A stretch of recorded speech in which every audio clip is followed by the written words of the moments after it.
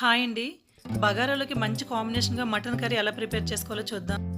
కుక్కర్‌లో 4 టేబుల్ స్పూన్ల వరకు ఆయిల్ వేసుకొని, ఒక కప్పు వరకు ఉల్లిపాయ ముక్కలు, 4 పచ్చిమిర్చి వేసి మీడియం ఫ్లేమ్‌లో పెట్టి బాగా ఫ్రై చేసుకోవాలి. ఆనియన్ బాగా ఫ్రై అయిన తర్వాత అందులో 1 టేబుల్ స్పూన్ వరకు అల్లం వెల్లుల్లి పేస్ట్ వేసి పచ్చివాసన పోయినంత వరకు ఫ్రై చేసుకోవాలి. ఇందులో ముందుగా కడిగి పెట్టుకున్న హాఫ్ కేజీ మటన్ వేసుకొని ఒకసారి బాగా కలిపి